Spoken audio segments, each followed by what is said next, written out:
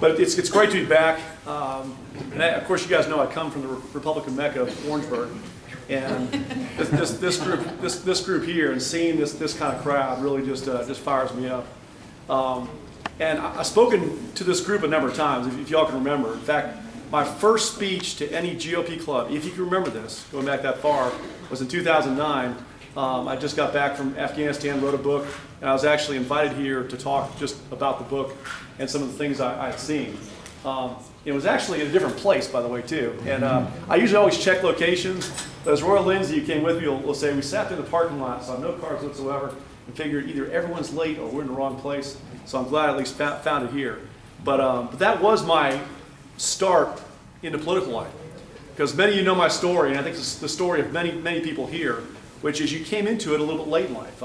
For me, being a Citadel graduate, being active duty military most of my career, we were conservative, but politics was at arm's length because you had to be somewhat apolitical within the military, which I understand on active duty. But what got me was coming back from overseas. And what I saw over there, I've told the story many a time, and I just want to mention it one last time because it's so important for those that are fighting for us, particularly as wars have gone on for 12 years, to remember the heroism. But what I saw was the 218th Infantry Brigade, which was South Carolina's unit, over there advising the Afghans on how to fight. And we were in the southern region with the Europeans, co-located with them. And I had a chance to see Europe and America on the battlefield. And it was incredible what I saw about the difference in just who people were based on one thing, which is the system of government that they were brought up in. Europe, unfortunately, has gone post-Christian. It's gone socialist for the most part. There are different exceptions here and there. But America did not. And what we swore an oath to for all of us to join the military was to this document. We didn't swear to a person. We swore to the Constitution of the United States. And when I came back in 2008, it was an awakening because I'd seen people sacrifice this document. I'd seen all the things that we had done. And yet that was the time of things like the TARP bailouts in the fall of 2008. And that wasn't Democrats. That was Republicans. And then I looked at the election of Barack Obama and him pointing a finger back basically with the stimulus package saying, you Republicans just did the TARP bailout. Who are you to talk?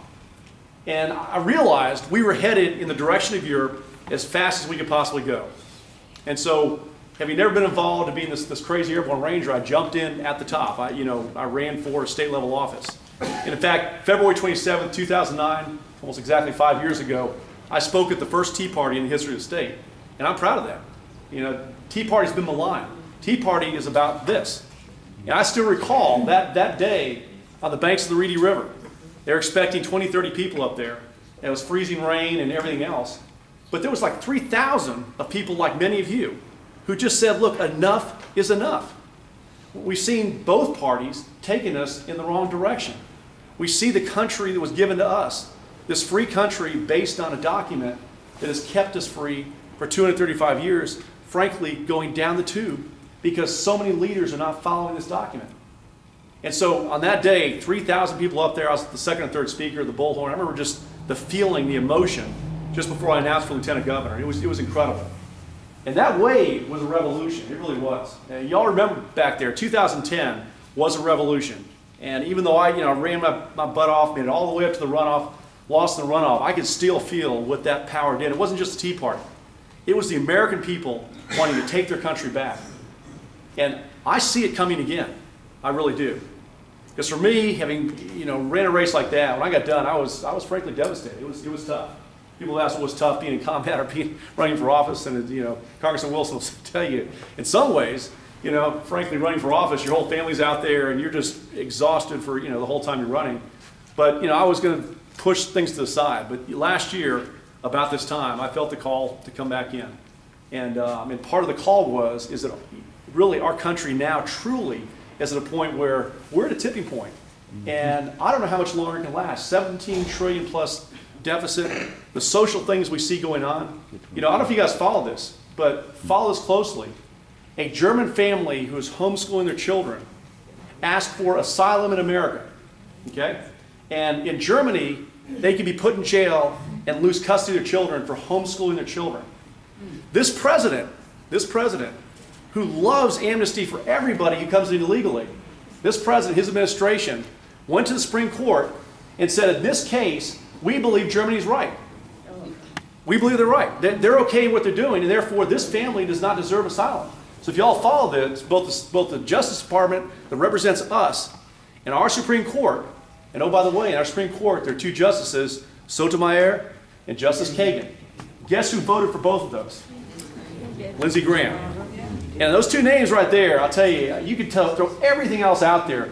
Those two names, I don't care what his excuses are. I don't care about elections of consequences. Those two names just, I think about it. I think about the arrogance of voting for those two justices.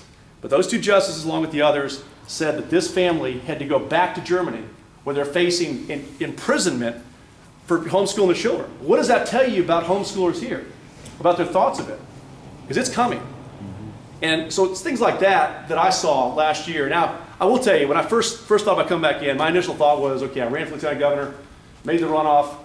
You know, the guy that won, he had a number of issues during the campaign, so run for lieutenant governor. And that was the thought that was on my head last year about this time. And, but after a lot of thought, a lot of prayer, and this is something that I think that Christians understand, I'm born again Christian, is you feel a calling sometimes. It's not necessarily to win or lose, it's a calling that you're going to the fight. And I spent a lot of time, you know, praying, God, where you lead me in this? And the thing that kept coming up was this Senate seat. Because frankly, I've got to talk about this, is I've watched Senator Graham. I think he probably came in 1994 with the revolution with some decent intentions, and things happened. There were some great things that happened with the folks that came in. But 20 years later, 20 years is enough in Congress. And in fact, one of the things I'll tell you right now is that I'm term limited. 2 terms is it. I'll sign whatever documentation. 20 years was never intended by the founders. They intended citizen legislators to go do a job, do their duty, and come back home. John McCain, 3.5 decades. I mean, I go down the list of things that go on. And what happens is, over time, they stop identifying with the people they're representing. Because otherwise, how do you vote for Sotomayor and Kagan? How do you vote for what's essentially amnesty, particularly in 2007, 2008, the programs? And for me, after everything else I saw, I served in Egypt in 1996, 1997. My uncle's a Christian Egyptian. The Muslim Brotherhood is our enemy. They are a nemesis. Everyone out there understands the Muslim Brotherhood is not good. They can wear suits, but they are not. Their value system is to bring a caliphate, to bring Sharia law, opposed to women's rights, opposed to non-Muslim rights, to bring a system where there is no due process, no democracy. That's what they are. They were attempting to demolish the Christian community within Egypt. That's 10% of the population, 9 million people, by the way. The military is our friend. They're moderate. They really kept tabs, kept the Muslim Brotherhood under wraps. The Muslim Brotherhood killed Sadat, who made peace with Israel. Mubarak wasn't a Boy Scout, but Mubarak was frankly in our interest to keep in office. And we allowed him to get pushed out. Muslim Brotherhood to come in. The people scream out. The majority of the people screamed out for the military to step in. So they did. And General al-Sisi, who by the way will probably be the next president of Egypt because he's so popular, grudgingly stepped in. Senator McCain and Senator Graham made the worst decision I think they could have ever made in flying out to Cairo in some kind of stunt for publicity or whatever the reason was, and telling the Egyptian military what they did was wrong and to bring the Muslim Brotherhood back in the process. What I believe is it's a lack of understanding about who we are, because we are not a democracy, and democracy is not always good. In fact, democracy can be mob rule, can be one of the worst things on the face of the earth. It is not good to have Hezbollah in charge in Lebanon. It is not good to have the Muslim Brotherhood in charge in Egypt. It's not good to have Hamas in charge in Gaza. Those are democracies, but here's the problem is they're not tied to a constitution.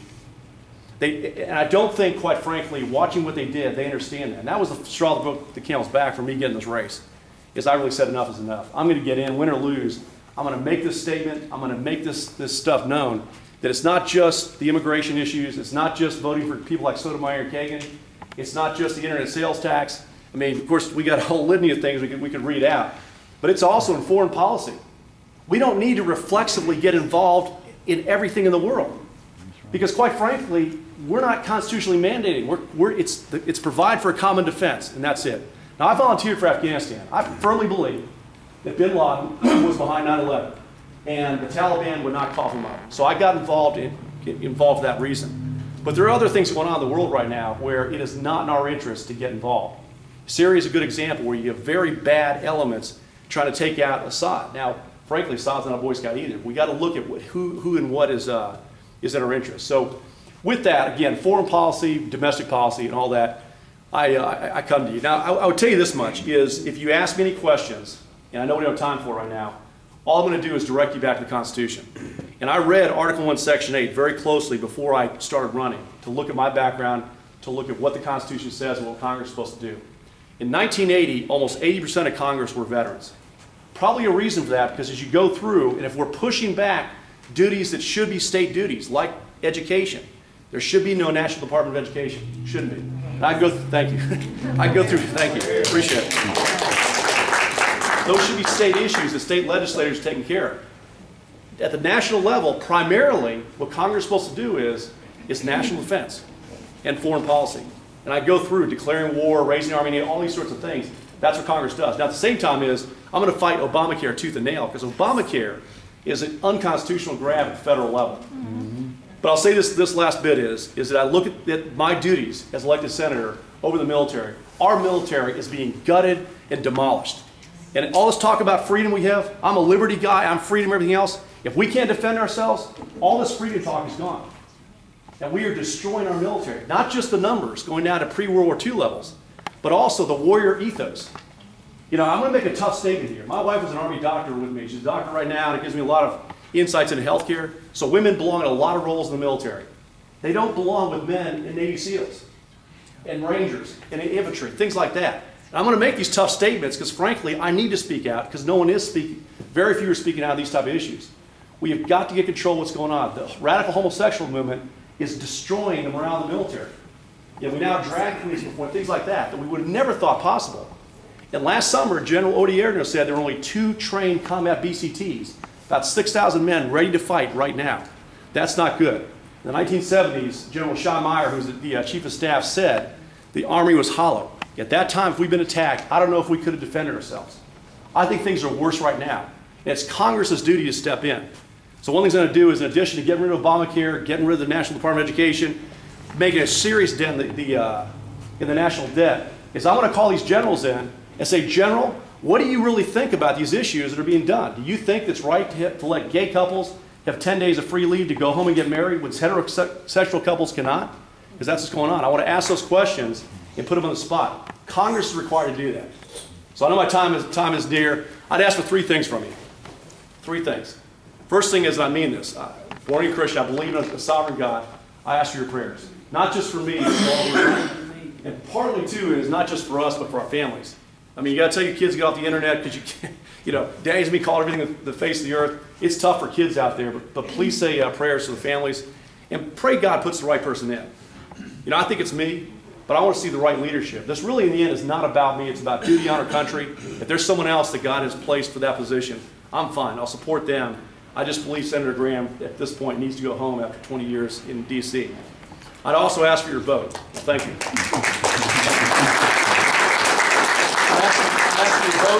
And the last thing is, I want to say this is your money. I'm going to make a quick thing here.